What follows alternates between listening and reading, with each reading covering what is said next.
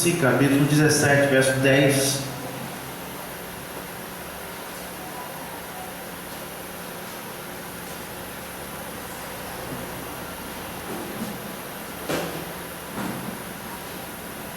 Diz assim: e há 7 reis, 5 caíram, e um é, e outro ainda não é vindo. E quando vier, deverá continuar por um curto espaço de tempo. E a besta que era e não é, mas mesmo sendo o oitavo, é dos 7, e vai à perdição. Amém. Oremos. Pai celestial e santo, nós te pedimos que o Senhor possa abençoar a leitura da tua palavra enquanto estudamos. Nós estudamos porque queremos aprender, e tu disseste: aprendei de mim que sou manso e suave.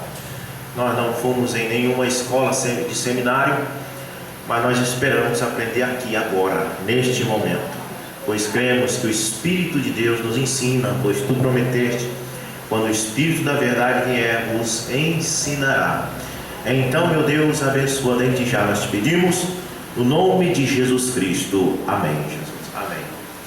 Poder sentar no nome de Jesus Cristo. Nós queremos agradecer a irmã Nalva, por essa nova cortina que foi colocada, e as irmãs que lavaram a igreja ontem. Sexta, melhor dizendo, e um ótimo trabalho. Que Deus abençoe a todos os que doaram também as novas cadeiras. Que Deus possa abençoar. Quando nós não pregamos riqueza, mas assim nós entendemos que Deus abençoa os seus filhos. Amém? Nós também não defendemos a pobreza. Nós cremos que Deus não deixa faltar o pão à mesa de ninguém. Amém? Deus não deixa faltar nada. E alguns irmãos estão sendo abençoados, e todos serão, tanto espiritualmente como financeiramente. Amém.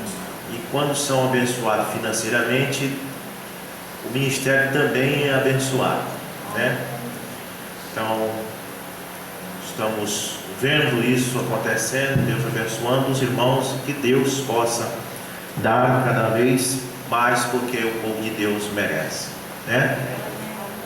E isso é muito bom. Graças a Deus. Eu sempre quis falar sobre esses 7 reis de Apocalipse 17, verso 10. Os 7 reis, 5 caíram, e um é, e outro ainda não é vindo. Quando vier, deverá continuar por um curto espaço de tempo. E a besta que era e não é, mas mesmo sendo o oitavo, é dos 7, e vai à perdição. E parece assim uma coisa meio confusa. Todas as pessoas que eu tenho visto, pregadores que eu tenho visto falar nesse assunto, não tenho visto assim um argumento que possa ser esclarecedor, não querendo ser melhor que ninguém, mas eu só estou dizendo que o que eu vejo eu vou pregar, amém? O que eu enxergo sobre isso. A gente deve pregar as nossas convicções, mas isso é respeitando as convicções de todo mundo. Para entender isto aqui, é preciso também entender um pouco de história, amém? Porque as coisas aconteceram ao longo dos séculos, dos milênios, e aconteceram do jeito que a Bíblia diz, só que as pessoas deixaram passar por alto. Por exemplo, quando Nabucodonosor caiu, quando sua dinastia caiu, e os Medos e Persa cresceram e se tornaram um reino mundial. Depois os Medos e Persas caíram, e Alexandre o Grande se tornou um reino mundial. Depois Alexandre o Grande caiu, e Roma se tornou um reino mundial. A Bíblia fala em reinos. Aqui está falando reis. E se você for olhar a tradução correta, é reinos. Porque um homem, um rei, ele morre, mas a sua dinastia continua. Agora está falando de reinos mundiais, reinos que atingiram um certo âmbito de poder, que conseguiu conquistar o mundo. E reinos que nós temos que conseguiram conquistar o mundo, nós temos 10 reinos. E o dragão, ele tem 10 diademas. Em outras traduções, a Bíblia chama-se diadema de coroa. Também fala em 10 chifres. Esses são reinos, não rei. Não são 10 reis, mas 10 reinos mundiais que conseguiram dominar o mundo. Amém? Então, esses reinos, nós sabemos que foram Nabucodonosor, cabeça de ouro disso. Daniel falou disso quando Nabucodonosor, o próprio rei, teve o sonho da estátua. E ele viu uma estátua com a cabeça de ouro, peito de prata, o ventre de cobre, as coxas de cobre, as pernas de ferro e os pés misturados, parte em ferro, parte em barro. Então só nessa estátua nós temos 5 reinos. E o Romano explica na mensagem o princípio e o fim da dispensação gentílica. O próprio Daniel interpretou o sonho, e não só interpretou, mas disse o que o rei sonhou. Porque o rei chamou os sábios da Babilônia e disse: olha, eu tive um sonho, estou muito perturbado com isso. E os sábios disseram: conte para nós o sonho. E ele não contou. Ele disse: não, se vocês são verdadeiramente sábios, vocês vão dizer o que eu sonhei sem eu contar. E eles disseram: ninguém pode fazer isso, rei. Não tem homem, não tem ninguém que seja capaz de dizer o que o rei sonhou sem que o rei fale. Ele disse: então eu vou mandar matar todos vocês e toda a família de vocês. E ele não fazia mesmo, ele era perverso. Ele disse que ia acabar com todos os sábios da Babilônia. E decretou todos os sábios da Babilônia fossem mortos. E no meio desses sábios, Daniel ia ser morto, porque ele era considerado um sábio, não babilônico, mas hebreu. Então Daniel foi até ele e disse: não mate os sábios, reis, porque eu prometo que eu vou orar ao meu Deus e ele vai dizer o que você sonhou. E o rei prometeu que se ele dissesse o que ele tinha sonhado e interpretasse, ele não mataria nenhum sábio. Então Daniel aí foi a misericórdia para os sábios. Tudo aí tem um tipo. O Velho Testamento é sombra das coisas que havia de vir. Por causa de Daniel, os outros sábios, que eram até pagãos, né? Eram pagãos, escaparam da morte. Porque Daniel foi orar e Deus disse: olha, o rei Nabucodonosor sonhou com uma estátua que tinha uma cabeça de ouro, peito de prata, o ventre e as coxas de cobre, as pernas de ferro e os pés parte em ferro, parte em barro. E Deus disse para Daniel: são reinos. A cabeça de ouro é Nabucodonosor, ou seja, o reino dos caldeus, Babilônia. O reino, a parte de prata, é um reino que vai se levantar depois dele, que foi os medos e persas. O rei, o ventre e as coxas de cobre é um grande rei que vai se levantar, um grande reino, que foi Alexandre Magno. E as pernas de ferro é Roma. E os pés, parte em ferro e parte em barro, o Nombrano explica. É o reino católico e o reino protestante, que não se unem, mas estão interligados. Então nessa estátua nós temos 5 reinos: Nabucodonosor, Medos e Persas, Grécia com Alexandre o Grande, Roma, protestantismo, melhor dizendo, 6 reinos, né? E catolicismo. Está tudo ali na estátua. 6 reinos. De repente, na visão, no sonho que ele tinha tido, uma pedra era cortada de uma montanha sem mão. O que é pedra? Pedro, eu te digo que tu é pedra, tu és Pedro, e sobre esta pedra edificaria a minha igreja. A igreja católica disse: foi em Pedro. Não, Jesus só disse isso para Pedro porque Pedro tinha tido uma revelação. Jesus não disse isso para Pedro à toa. Jesus disse isso após ele ter tido a revelação de quem Jesus era. Porque Jesus havia perguntado: quem diz os homens que eu sou? Uns dizem que tu é Elias, ou um dos profetas que ressuscitou. E até hoje os homens dizem que Jesus é a segunda pessoa da Trindade. Eles não sabem que Jesus é o Senhor. A Igreja Universal até tinha antigamente um slogan que dizia: Jesus Cristo é o Senhor, mas até isso eles já tiraram. Porque quando Jesus nasceu lá em Belém, diz assim, a Bíblia diz que nasceu em Belém o Cristo, o Senhor. Então a Bíblia diz que Jesus Cristo é o Senhor para a glória de Deus Pai. Então quem nasceu lá em Belém foi o Senhor que nasceu. Foi o que Justino Mártir cria. Ele viveu no ano 100 e ele pregava a doutrina do Logos. E ele era subordinacionista. Ele não cria na co-igualdade do Pai, do Filho e do Espírito Santo, como a Santíssima Trindade prega. Que o Pai é Deus, o Filho é Deus, o Espírito Santo é Deus, e que tem poderes co-iguais. E isso é uma tremenda, um tremendo erro, ou podemos dizer mas tem uma palavra aí que a gente coloca: contradição. É uma tremenda contradição da Santíssima Trindade, porque se é um Deus, se é três pessoas da divindade com poderes co-iguais, Jesus não devia orar ao Pai.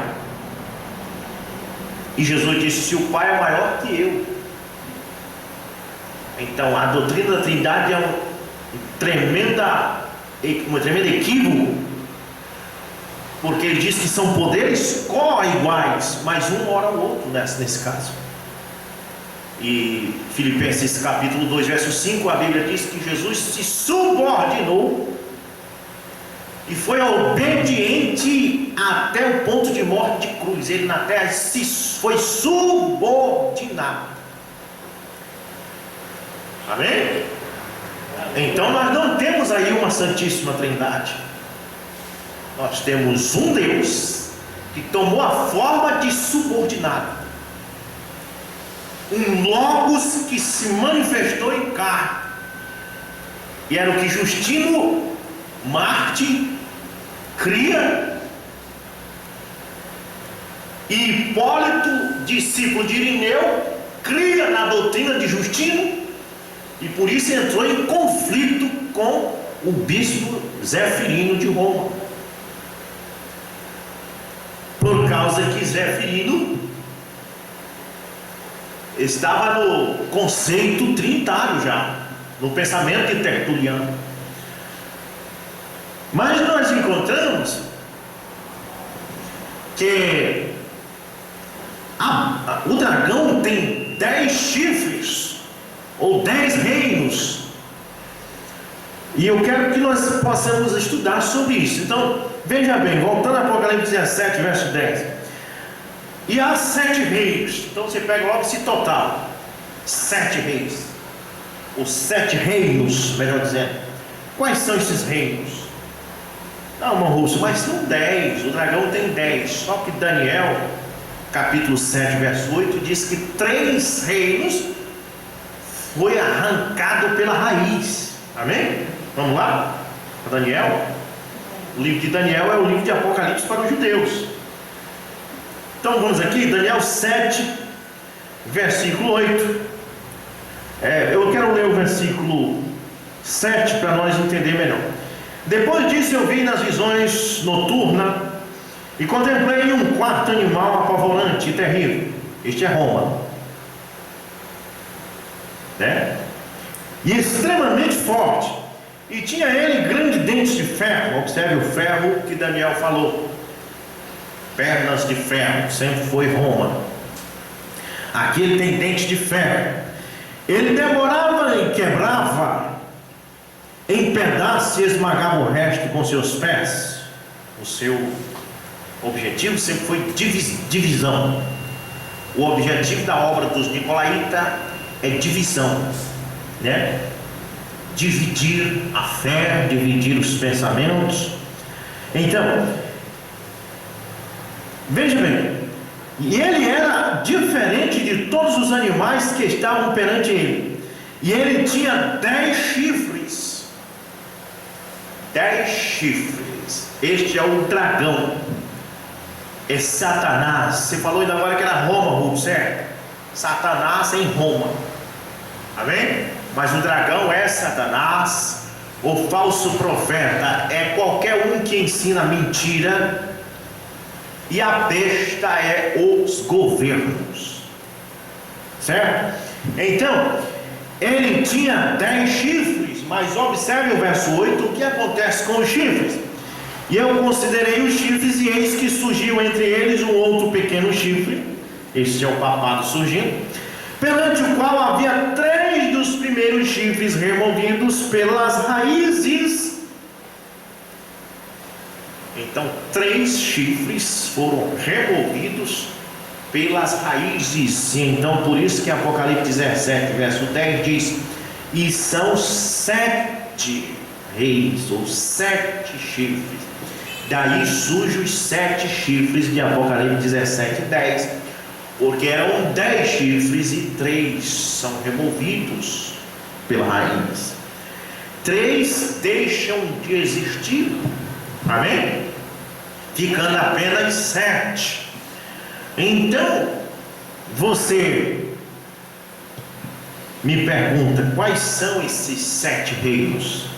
Bom, primeiro, o próprio Daniel nos diz, através da visão, do sonho de Nabucodonosor, que a cabeça de ouro é o reinado de Nabucodonosor, e que a prata seria um reino que viria depois dele. E verdadeiramente veio. Você sabe que os medos e persas invadiram a Babilônia, mataram Belsazar, e então tomaram o reino babilônico, que ficou dominado por Dario e por Ciro o Grande. E depois se levantou um rapaz por nome Alexandre o Grande e trouxe o reino de cobre, o terceiro rei. Mas esse Alexandre o Grande também teve um problema, e o seu reino não acabou, mas ele foi dividido em 4 pedaços. Vamos lá para Daniel capítulo 11. O reino, primeiro vamos ver a Bíblia falando de Alexandre o Grande, depois nós vamos ver o que acontece com o reino dele. Então veja aqui, Daniel capítulo 11 verso 3, diz assim: e um rei poderoso levantar-se-á. Esse é Alexandre, amém? Veja bem. E um rei poderoso levantar-se-á e governará com grande domínio. Ele dominou toda a região que hoje é a região da Europa, a região do Iraque, a Ásia, tudo isso aí. E fará conforme a sua própria vontade. E quando ele se levantar, preste atenção, e quando ele se levantar, o seu reino será quebrado e será dividido em direção aos 4 ventos do céu. Então você já sabe que depois de Nabucodonosor veio Medes e Persa, depois de Medes e Persa veio Alexandre, mas que o reino de Alexandre foi dividido em 4 pedaços. É a Bíblia que está dizendo.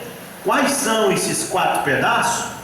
foram os 4 generais de Alexandre, que é Lisímaco, Cassandro, Ptolomeu, Seleuco.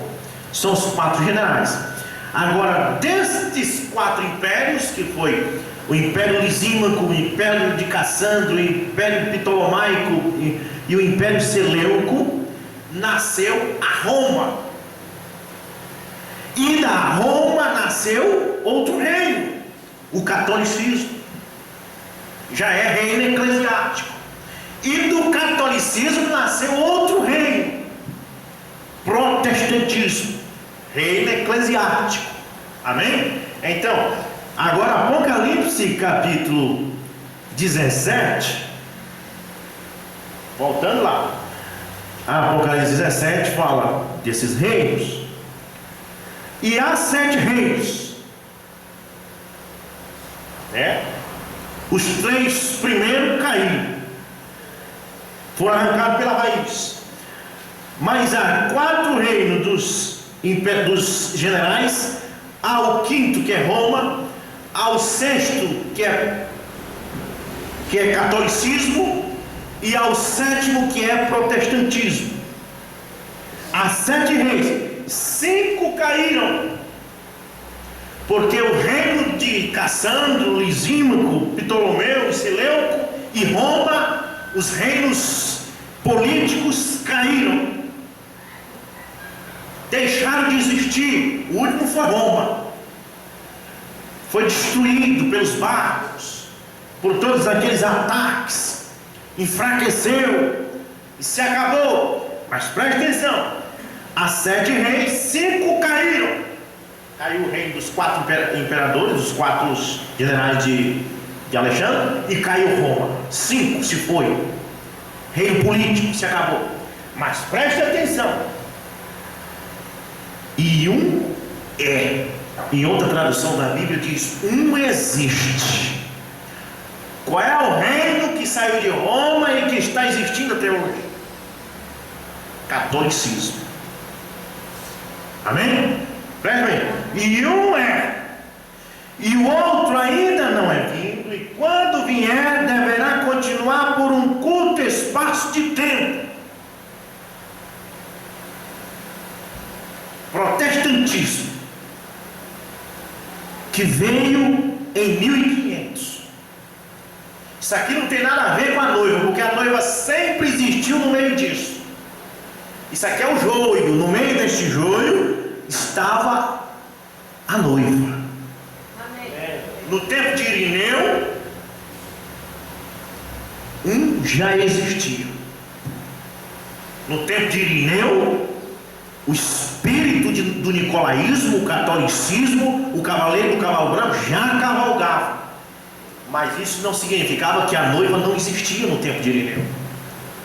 Existia sempre um remanescente, um grupinho, um povinho que não aderiu a isto. Amém?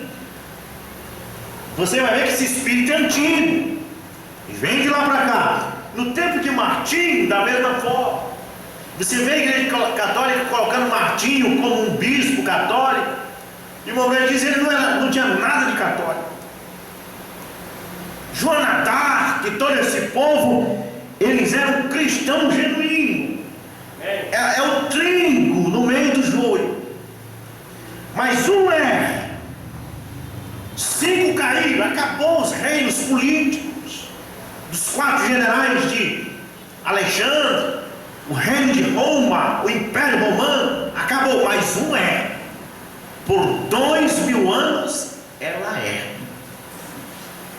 Em outra tradução diz, ela existe. Se você estiver lá no ano 1500, o catolicismo existe no ano 1500. Se você pegasse uma máquina do tempo e voltasse para o ano 400 depois de Cristo, ela existe lá, ela está lá. Se você voltar para o ano 1200, ela existe lá. Você pode assistir qualquer filme épico depois de Cristo, você vai ver sempre quem estava no domínio do cristianismo: os padres. Se você ir para o ano 500, se você vem para o tempo de descobrimento do Brasil, ela existe ali. O reino católico católico está durante todas as eras. E isso, ela recebeu o nome catolicismo no ano 480 por Teodósio, mas lá no fim do primeiro século ela já existia, porque lá já era um espírito de nicolaísmo nos filhos da perdição. Já estava em Tertuliano, já estava aí naqueles homens tudinho lá. Agora ela só recebeu o nome no ano 480. Mas 5 caíram e 1 existe. Por 2000 anos ela existe. Ela só foi se fortificando. Agora preste atenção. E a 7 5 caíram e 1 mas outro ainda faltava vir. Outro vinha. Em 1500 surge o protestantismo, que você diz é a salvação para tudo. Outro reino surgindo. E Deus ainda diz: e esse que ainda ia vir deverá continuar por um curto espaço de tempo. São reinos eclesiásticos. E está aí os 2 reinos. Agora preste atenção. Só que um desses reinos terá que se tornar a besta. E o que é a besta? É quando um desses reinos adquire o poder. Porque enquanto ele não tem poder, ele é apenas um reino. Mas quando ele adquire poder, ele passa a ser a besta. Um homem, enquanto ele apenas prega a mentira, ele é o falso profeta. Mas quando ele recebe o poder do Estado para pregar a mentira, ele passa a ser a besta. Nós temos 2 fases papal. Uma que ele é o falso profeta. Neste momento agora, ele é o só falso profeta. Mas depois ele virá como a besta, porque receberá o poder do Estado. Ele deixará de ser apenas um rei eclesiástico e passará a ser um rei eclesiástico político também. Quando recebe o poder que tinha antes, porque ele foi sucumbido com a aparição do protestantismo. A aparição do protestantismo fez com que o sistema católico perdesse o poder. A aparição do protestantismo realçou, brilhou mais que o catolicismo. Hoje nós temos um país que é 50% católico e 50% protestante. Não adianta dizer assim, a igreja católica é a mais forte no Brasil. Não, é o protestantismo agora. E o protestantismo também não tem nada a ver com Deus, é tudo reino da besta. É coroa na cabeça do dragão. São 10 coroas. Isso começou com reinos políticos e vem mudando para eclesiástico. Então o aparecimento do protestantismo fez com que ofuscasse o catolicismo. Surgiu os Estados Unidos como a besta que sai da terra, um reino completamente protestante. E a influência americana tem tomado o mundo. E essa influência está misturando. Porque o sistema católico está vendo que os protestantes estão ganhando terreno. Com um tipo de pregação que prende as pessoas do começo ao fim. Pregações positivas, que você vai adquirindo mais conhecimento de aquele estilo velho de missa, que era 20 minutos, 30 minutos de missa, que ficava só Santa Maria, Mãe de Deus. Aquilo foi perdendo a força, e os próprios padres começaram a pregar sermão. Os padres hoje pregam sermão. Você assiste o padre Jonas Abib, você assiste o padre Fábio de Mello, o Manzotti e todos esses homens, eles não pregam mais como antigamente. Eles agora pregam como os pastores, porque eles viram que estavam perdendo terreno. Aquilo se tornou enjoado, ladainha antigas do século XVIII, do século XVII. Foi misturando. Os padres foram perdendo a batina e ganhando terno. Vocês viram como os padres antigos eram de batina? Eles estão lutando para terno, como pastor. Porque está misturando, essa é a mistura. O joio tem que se atar em molhos. É tudo podre. Protestantismo e catolicismo é podre. É tudo coroa, é tudo chifre na cabeça do dragão. São 10 reinos. E aqui diz: há 7 reis, 5 caíram. Esquece os 5 que caíram lá, que foi os 4 reinos que surgiu de Alexandre e o Roma. Foi embora. Mas um existe. Um é, e outro ainda não é vindo, e quando vier deverá continuar por um certo espaço de tempo. Foi promessa de Deus. Deus disse: quando o protestantismo vier, ele vai durar por um certo espaço de tempo.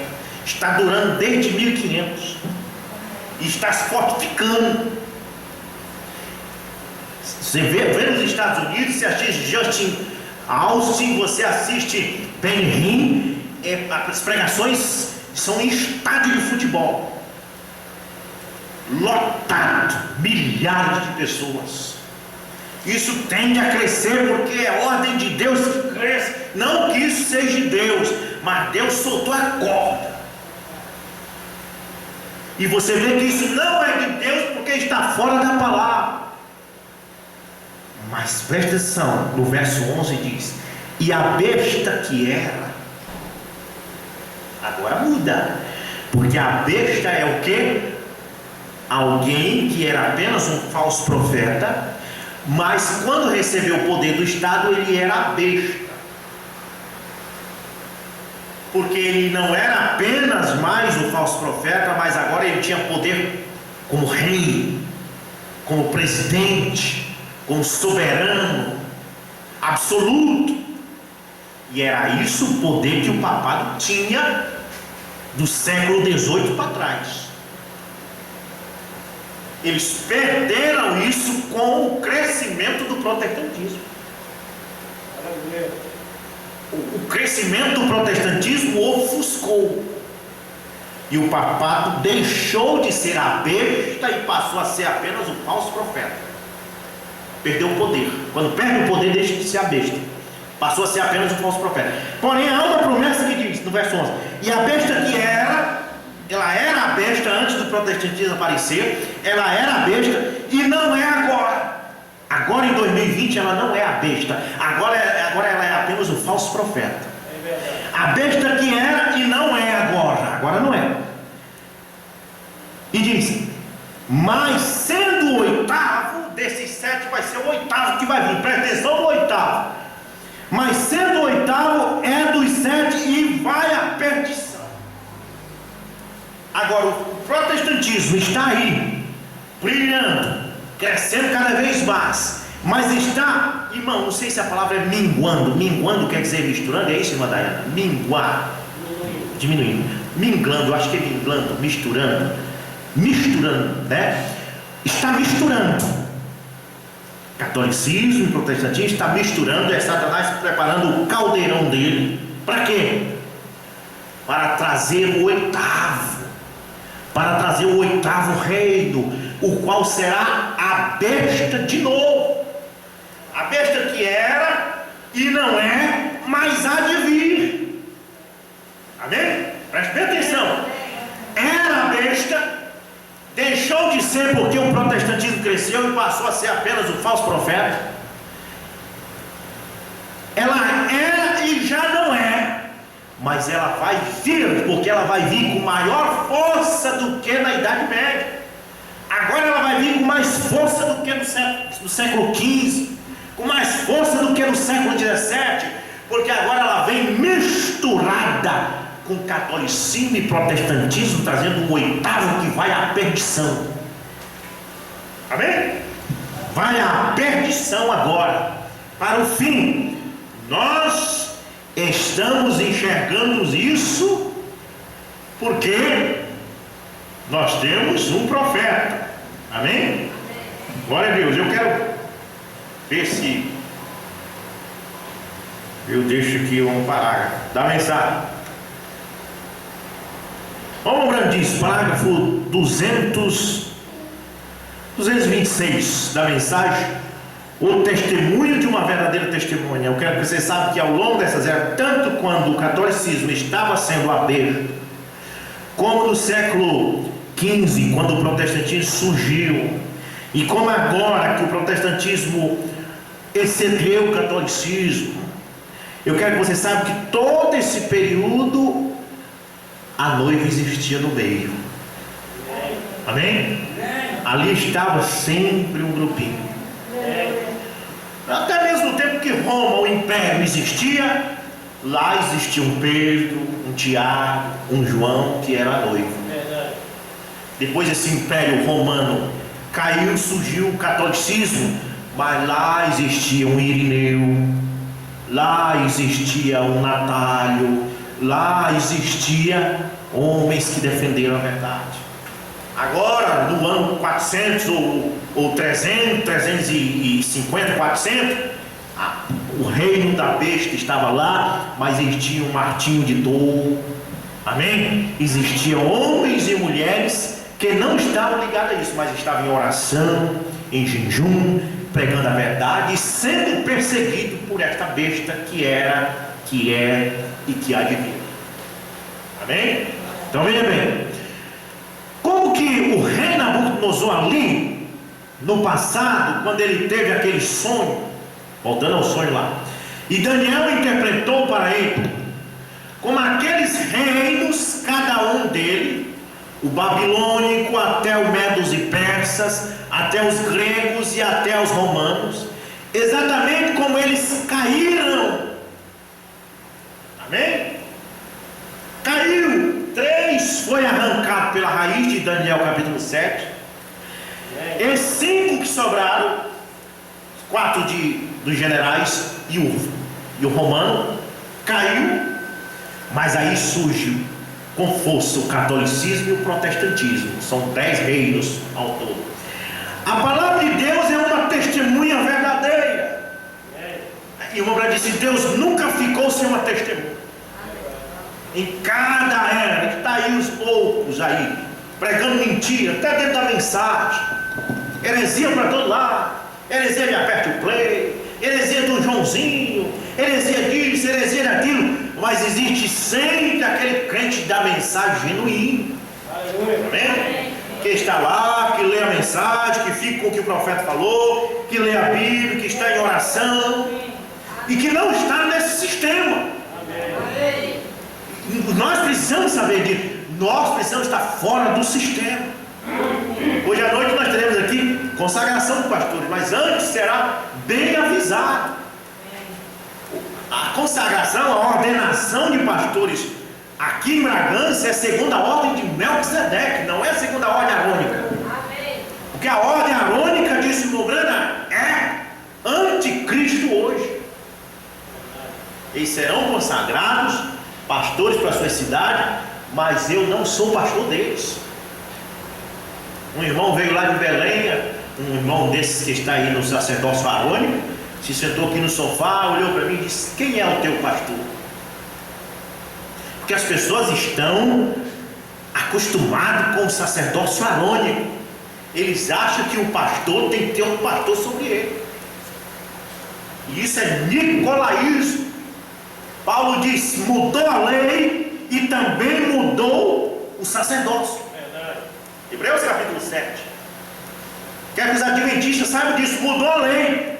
E Paulo disse assim: aquilo ali não pode aperfeiçoar. Aquele sangue de bois, de touros, não pode aperfeiçoar, porque Deus tem que levantar algo maior.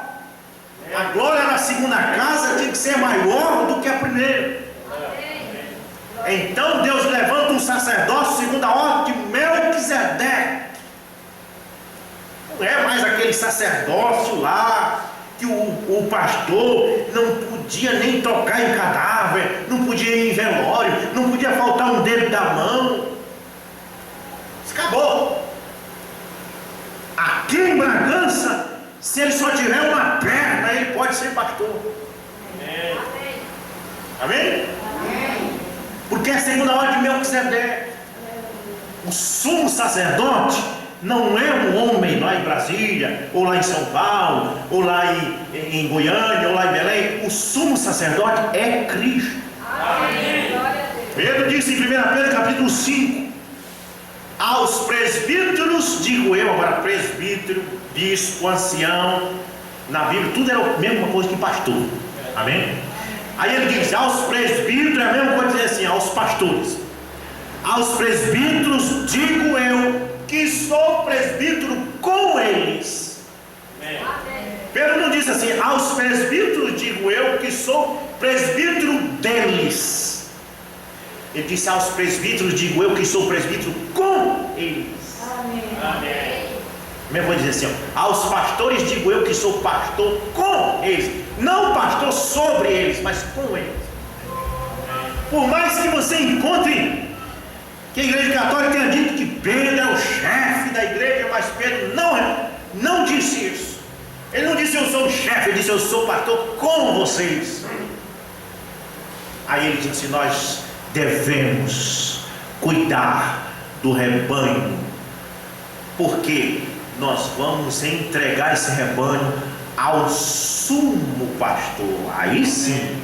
Quem é esse sumo pastor, Pedro? Será que não é Pedro? Jesus disse, sobre esta pedra edificarei minha igreja. Será que não é tu, Pedro? Não. Pedro está dizendo Cristo.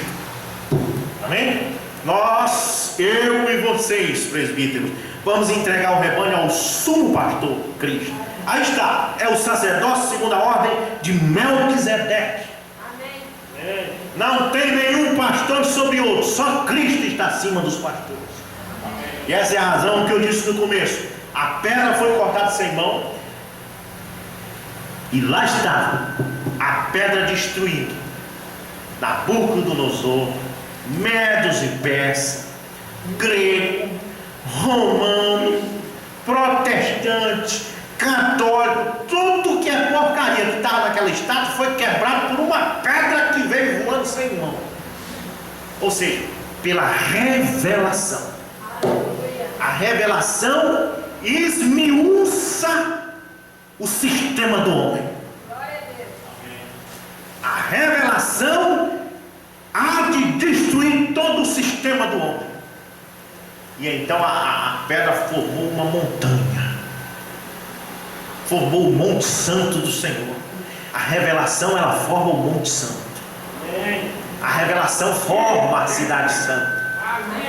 Que aí você não está na estátua de Nabucodonosor, você está no Monte Santo. E Deus diz, quem habitará no meu Monte Santo? Os que são manso e puro de coração. Verdade. O objetivo de Deus é quebrar romanismo, quebrar babilonismo, quebrar a Grécia, quebrar medos e persas, quebrar catolicismo, quebrar protestantismo, quebrar tudo isso e fazer isso se tornar poeira, como a fragana que voa no vento, no estio. E Deus quer formar um santo monte. Amém. Deus quer formar um sistema que não é o do homem, aonde o sumo sacerdote é Cristo, onde o sacerdócio é segundo a ordem de Melquisedeque. Amém? Amém? É isso que Deus quer. Enquanto eles estão dizendo, mais uma igreja ali, não é bom. Deus está querendo destruir tudo isso. Deus quer espedaçar a Assembleia, Deus quer espedaçar a Batista, Deus quer espedaçar o catolicismo, porque Ele quer formar o seu santo monte. Amém. Todos esses reinos estão tudo lá naquela estátua de Nabucodonosor. Leia quando você chegar em casa, está tudo lá. E leia a mensagem, o princípio e o fim da dispensação gentílica. Mourano vai explicar. Então,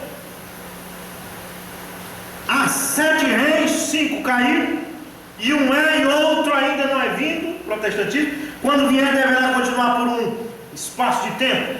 E a besta que era, mas não é agora, mas mesmo sendo o 8º, e é dos 7, pertence aos 7, que é a mesma coisa. E diz assim, e vai à perdição. Então, o 8º que vem, como eu concluo aqui, O oitavo que vem depois do protestantismo vem um oitavo reino. E o oitavo reino que vem depois do protestantismo, que estamos bem à beira disso. O que é a mistura. E o que é a mistura que eu estou falando? Concílio ecumênico. Mistura de protestantismo com catolicismo vai trazer um oitavo. E esse oitavo vai à perdição. Amém? E o oitavo será a besta de novo, porque o chefe desse oitavo terá o poder do Estado outra vez. Agora, Mourão diz: a palavra de Deus é uma testemunha verdadeira, e a palavra de Deus diz: nos últimos dias viriam tempos trabalhosos, tempos difíceis, porque Satanás fez o seguinte: ele não perdeu tempo tentando desmentir o Evangelho, porque ele sabia que seria perda de tempo, ele é astuto. Ele não perdeu tempo tentando desmentir Deus para Eva. Ele chegou para Eva e disse: não, é verdade, irmão. Ele não perde tempo. Ele vai naquilo que ele vê que tem êxito. Então ele jamais perderá o tempo dizendo: olha, Jesus é do diabo, oh, Jesus é isso, Jesus é aquilo. Não, mas ele tira o efeito que a palavra tem sobre você. Ele tolda a água, ele mistura a água para sujar, para você não saber mais de nada. Ele bagunçou com o cristianismo moderno. Pronto. Agora, se você estiver no mundo, você está perdido. Se você entrar para os evangélicos, você está perdido também. De todo jeito, Satanás ganha. Hoje em dia, Satanás fez um sistema que, se você for mundano, você vai para o inferno. Se você for evangélico, você vai para o inferno. Mesma coisa. Não tem como escapar. Você é evangélico, você vai para o inferno. Você é protestante, você vai para o inferno. Só tem um jeito de se salvar: é sair do mundo ou dos protestantismo ou catolicismo e nascer de novo. Amém. Tem que começar de novo. Amém. Nascer de novo quer dizer começar do zero, voltar a ser bebê. Amém? Antes eu bebia, eu fumava, eu era um drogado. Hoje eu sou evangélico. Irmão, você não fez nada. Você saiu do forno e caiu na frigideira. E Satanás está de braço cruzado, só sorrindo. De todo jeito ele ganha. E essas almas é tudo dele. Do lado que você pular, você está no inferno. Mas Deus, sendo misericordioso, sempre abre uma luz no fim do túnel. Amém? E sempre dá uma saída.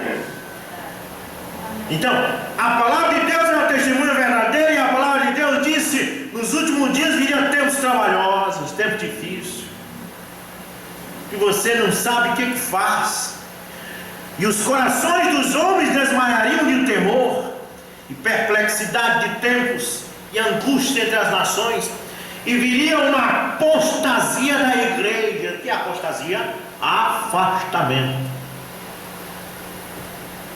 A Bíblia está aqui, e a igreja pega outra direção, uma direção filosófica, uma direção de seminário, uma direção intelectual.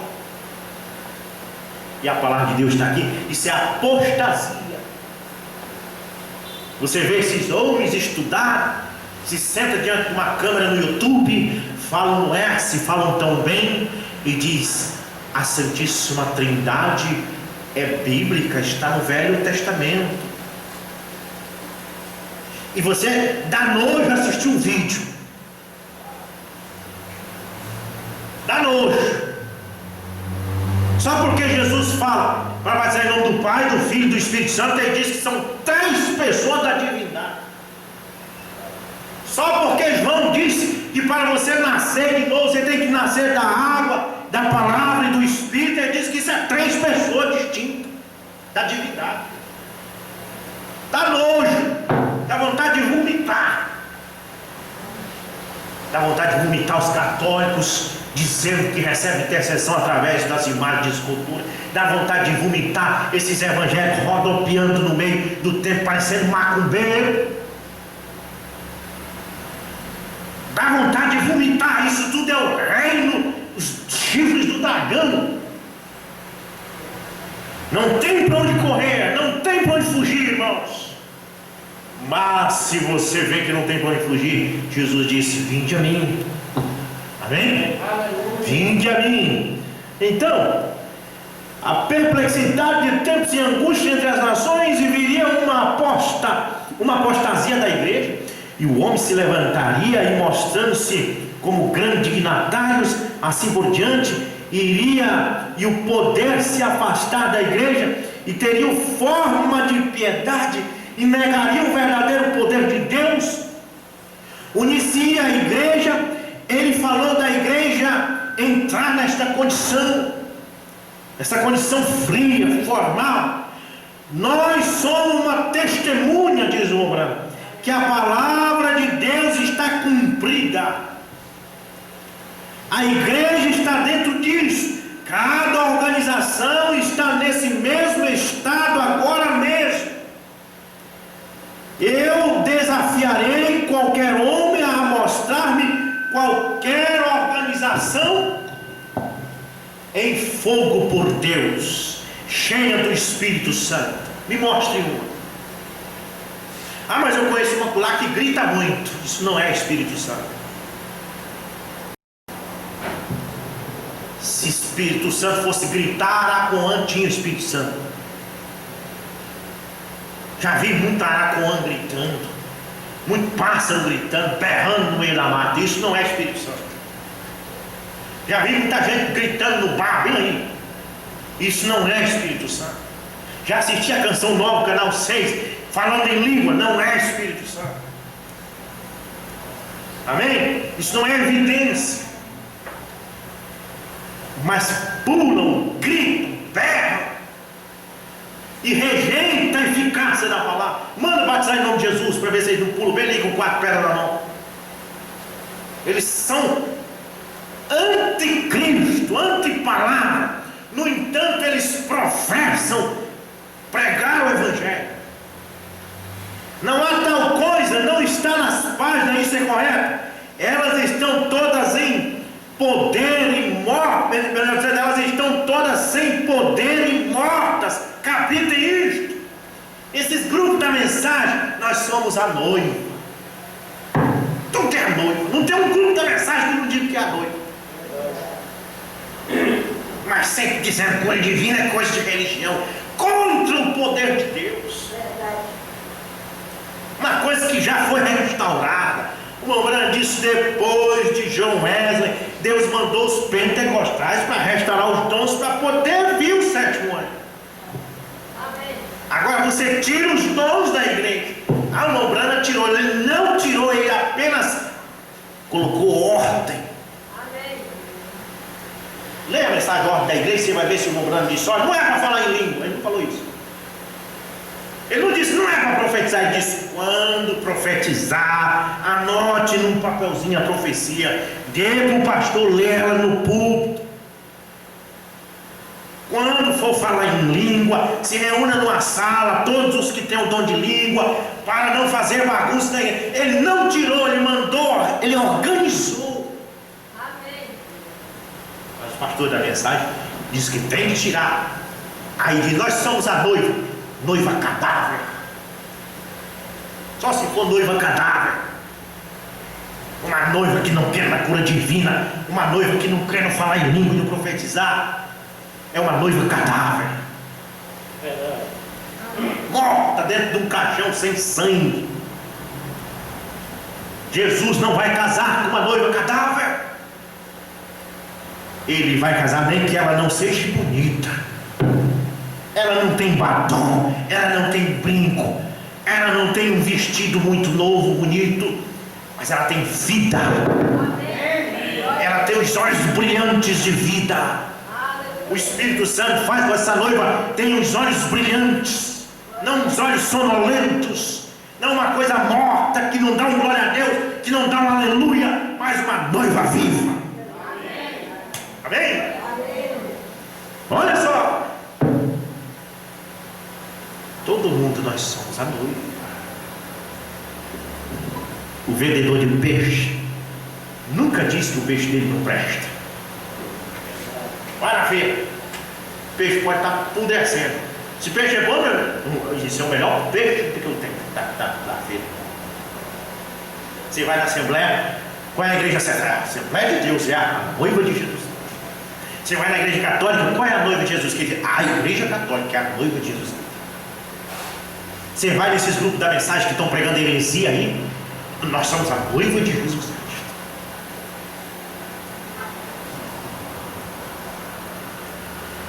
Mas na verdade, a verdadeira noiva também está por aí. Amém?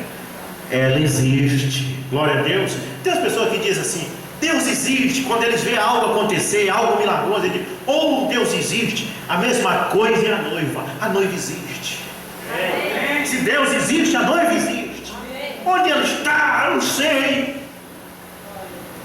Pode estar aqui ou pode não estar. Isso depende, porque a noiva é novo nascimento. Um homem nascido de novo, uma mulher nascida de novo, ele está na noiva de Jesus Cristo, mesmo ele estando sentado talvez no meio de muitos que não são a noiva. Amém? Amém. Mas ele está. Então, 229, eu vou já encerrar. Porém ele também profetizou que haveria uma igreja de verdade naquele dia. Amém? Um pequeno rebanho, um remanescente. Ele disse que haverá um povo que conhecerá o seu Deus. Disse o profeta que fará prodígio nos últimos dias.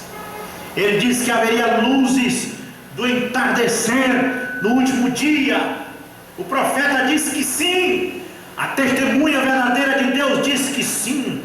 Haverá luz do entardecer. O que é uma luz do entardecer? A mesma coisa que a luz da manhã. E a estrela d'alva, ela aparece 4, 5 horas da manhã, e ela aparece de novo ao entardecer. E é a mesma estrela, a mesma luz que brilhou para os apóstolos foi prometida de brilhar para nós. Amém? No fim da tarde haverá luz. Ela brilhou para Pedro. Ele disse assim, lá em sua epístola, ele disse: nós vimos a sua luz no Monte Santo. E quando Jesus foi para a região de Naftali, ele diz assim: ele foi para ali para que se cumprisse o que estava prometido pelo profeta Isaías. O povo que estava em trevas viram uma grande luz. Esta luz foi prometida como relâmpago fuzila no Oriente e vai fuzilar no Ocidente. Esta é a luz do entardecer. Haverá luzes do entardecer. O que é uma luz do entardecer? A mesma coisa que a luz da manhã. A estrela d'alva é a mesma, irmão. Ela brilha lá 5 horas da manhã, e quando vai anoitecer, a mesma estrela aparece lá do outro lado. Amém? A mesma palavra, o mesmo batismo que foi feito lá é o mesmo batismo aqui. A mesma língua falada no Pentecoste é a mesma língua aqui. No Pentecoste não era siricai, siriano. No Pentecoste eles falaram em asiático, eles falaram em capadócio. Qual foi a língua estranha que eles falaram no Pentecoste? Foi siricai, siriano, irmão? Não, a Bíblia diz: quem era da Capadócia entendia em Capadócio. Isso significa, irmão Moraes, se você estivesse lá, você tinha entendido em português. Amém. Isso aqui é a língua estranha. Deus pegou a fala de Pedro, que falava em hebraico ou aramaico, não sei se ele falava aramaico ou hebraico, mas ele não sabia falar outra língua, ele só sabia falar a língua nativa, hebraico. E quando Pedro começou a falar, se o irmão Moraes estivesse lá e começar a entender Pedro em português, mas o que é isso? Por isso que o povo disseram: esses homens não são galileus? São. Por que nós estamos entendendo cada um na nossa própria língua? Deus pegava o hebraico da boca de Pedro e transformava em português para quem falasse português, em capadócio para quem falava em capadócio, em asiático para aquele outro, em inglês se tivesse alguém que falasse inglês. Isso é que é a língua estranha que brilhou para ele lá, e essa é que é a língua estranha que tem que brilhar para nós aqui. apareceu aí no meio, errada aí, entre nós e os apóstolos. Nesse meio teve coisa errada. Amém? Para você saber por que tem algo errado, aí você tem que voltar lá para o princípio. Começa lá para você ver por que está errado aqui. Você vê hoje com a imagem de Maria em cima do andor, lírio mimoso. Aí você diz: de onde surgiu isso? Você volta lá para o Atos dos Apóstolos, você volta lá para a Bíblia, não tem. Nem chamando Maria de Nossa Senhora tem. Lá chama Maria Mãe de Jesus. E por que aqui chama em 2020? Algo errado aconteceu no meio, nesse espaço entre os apóstolos e nós. Aconteceu algo errado no meio. É como o fio. Não está funcionando aqui a guitarra, mas a ponta de lá está boa, a daqui está boa. Aí algo está quebrado no meio. Amém? Algo está quebrado no meio, você tem que verificar. Algo aconteceu do ano 300 até nós. Do ano 300 até nós tiraram a Páscoa verdadeira, tiraram o batismo verdadeiro, tiraram o Deus único, foram tirando tudo. Mas agora na mensagem do sétimo anjo, Deus está devolvendo. Mas tem aparecido muitos falsos profetas por aí tentando tirar de novo, dentro da mensagem. Eu vou encerrar. Ele disse, veja bem, porém disse: no tempo do entardecer haverá luz. O que seria? Todos eles estão voltando, indo de volta ao tempo primitivo. Haveria luzes do entardecer no último dia, brilhando. Ele disse: haveria um profeta que se levantaria nos últimos dias, Malaquias 4, dando sinais dos dias de Ló, assim por diante, também profetizando para as pessoas, para retornarem, voltarem para a fé dos primeiros pais pentecostais, voltem para o original, voltem para a Bíblia, afaste-se da organização, saia de um desses reinos. Se eu e você não estiver na palavra, nós estamos em um desses reinos aqui, ó. 7 reinos, 5 já caíram, um existe e outro ainda não é vindo, mas quando vier, importa que permaneça por um pouco de tempo. E a besta, que é, já não é, mas é do 8º e virá a perdição. Ela vem depois. Satanás já está misturando agora o caldeirão dele: protestantismo, catolicismo, budismo, islamismo, tudo misturando, fazendo um caldeirão para preparar o 8º que vai à perdição. João Grandis, fuja disso. Denominação, veja bem, fuja da denominação e volte ao princípio, volte ao Pentecoste original, ao conhecimento original do Espírito Santo, ao poder de Deus original. A palavra testifica que isso acontecerá. Haverá luz no tempo do entardecer, o caminho para a glória certamente se encontrará.